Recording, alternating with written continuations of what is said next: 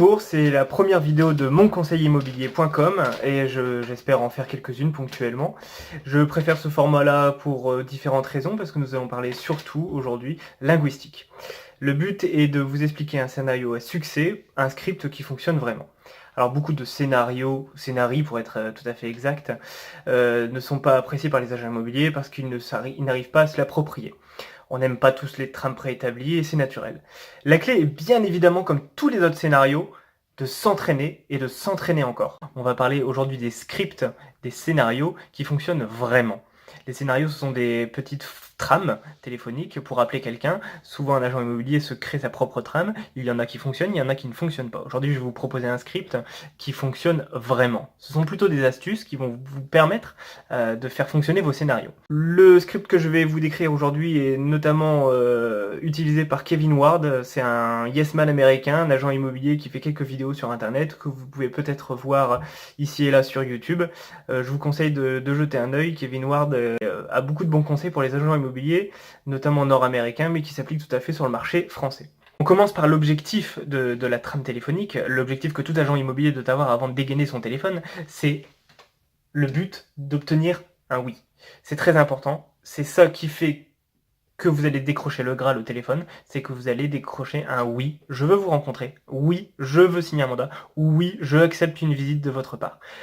Le but de la pige chez l'agent immobilier est d'avoir un rendez-vous. Donc le oui, d'avoir un rendez-vous, oui, j'accepte de vous rencontrer, est l'objectif ultime de votre pige.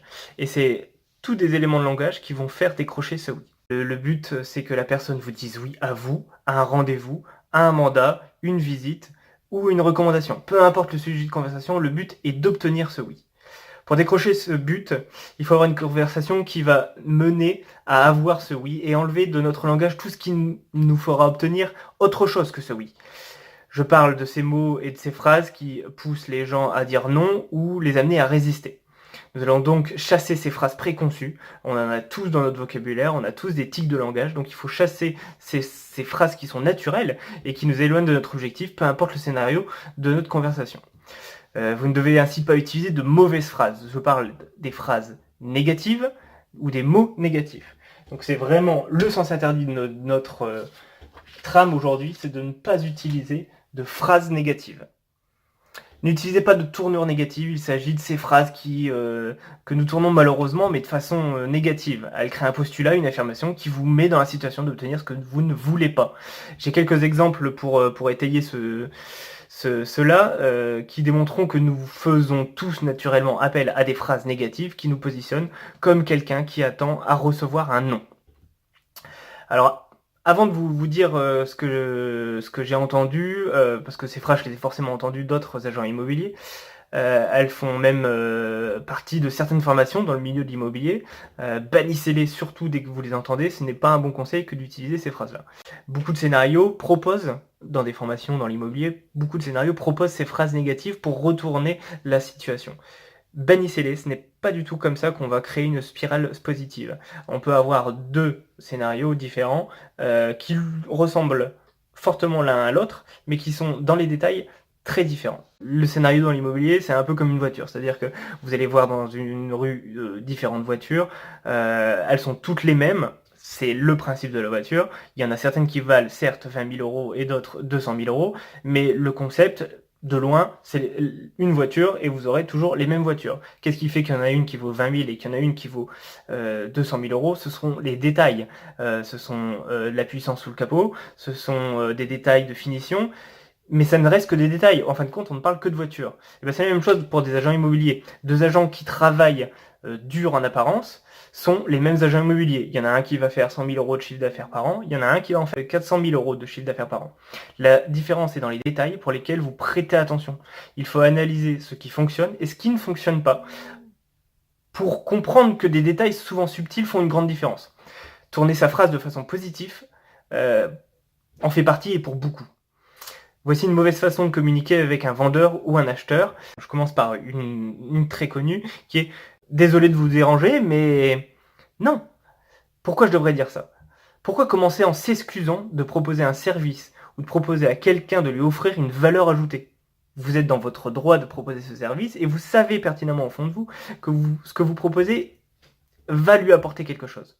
En disant cela, on s'installe dans un état qui dit « Je présume que ce que je vais vous proposer va vous énerver ou gâcher votre temps.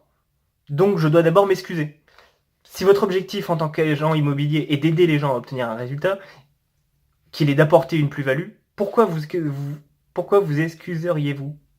J'ai eu du mal à la dire celle-là. Pourquoi vous excuseriez-vous? J'ai une deuxième phrase également. Vous ne voudrez probablement pas vendre, me rencontrer, m'écouter, mais blablabla. Bla bla bla. Au téléphone, comme en porte-à-porte d'ailleurs, imaginez l'effet que ce genre de phrase peut avoir chez quelqu'un. Maintenant que vous le dites, c'est vrai que je ne veux pas de vous, je ne veux pas vous rencontrer, je ne veux pas vous écouter. Pourquoi commencer par ce que vous ne voulez pas? Commencez par ce que vous voulez. Montrez vos intentions, ça va créer un cercle positif de jouer carte sur table. Montrez que vous espérez qu'ils disent oui, oui je veux vous parler, oui je veux vous rencontrer. C'est tellement plus puissant de se concentrer sur ce qu'on veut vraiment. Donc adoptez l'inverse. Une nouvelle phrase encore que j'entends très très souvent dans la bouche de certains négociateurs, c'est je sais que vous n'allez pas aimer entendre cela, ou alors ce que je vais vous dire ne va pas vous plaire, mais blablabla. Assumez le fait que vous êtes un vrai professionnel, que des gens voudront vous parler, des gens voudront vous écouter, vous rencontrer, et écouter vos conseils. Alors, mettez directement ce postulat, je vais vous dire quelque chose, mais je vais pas dire quelque chose que vous n'allez pas aimer. Le dernier exemple de ces phrases complètement à bannir de votre vocabulaire, c'est je sais que vous avez sûrement reçu beaucoup d'appels de confrères et blablabla, ou alors je sais que vous êtes sûrement fatigué par tous les appels, pourquoi? Et si en fait vous étiez le premier ou le second à appeler, quelle serait la réaction de cette personne au téléphone? Ou alors, que ces gens n'étaient pas contre ces appels, mais maintenant que vous le mentionnez, ils en sont vraiment fatigués de ces appels. Ah bah oui, maintenant que vous le mentionnez, vous me cassez les pieds, je vais vous raccrocher au nez. Réfléchissez un peu à ces phrases naturelles qui sortent de votre bouche et qui vont à l'encontre de votre intention. Quelle est la bonne chose à dire maintenant? Vous allez recevoir instinctivement de la part des vendeurs des phrases négatives. Pas besoin de les créer vous-même. Donc quand les gens disent quelque chose en premier, dans ce cas, il y a deux phases. Et c'est ça, peut-être, qui va sauver votre discours, c'est que vous ne soyez pas l'instigateur de cette négativité. La première chose à faire, c'est répéter et approuver ce qu'ils disent. J'en ai marre de recevoir ces appels d'agents, j'en ai marre de me faire harceler. Oui, je comprends, tout à fait. Vous avez été appelé beaucoup de fois aujourd'hui, je peux comprendre, c'est frustrant. Dans ce cas, je ne crée pas la négativité. Quelque chose de différent se passe. Je me connecte à eux, à leurs émotions, en disant « je vous entends, je vous comprends ». Peu importe l'émotion, je me range de leur côté. C'est une façon puissante de communiquer. Beaucoup d'études neurolinguistiques pourront le détailler. C'est un échange d'influence.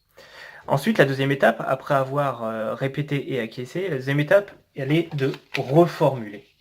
Et c'est là la chose la plus compliquée peut-être du message au téléphone, c'est de reformuler pour faire basculer la conversation dans un cercle positif.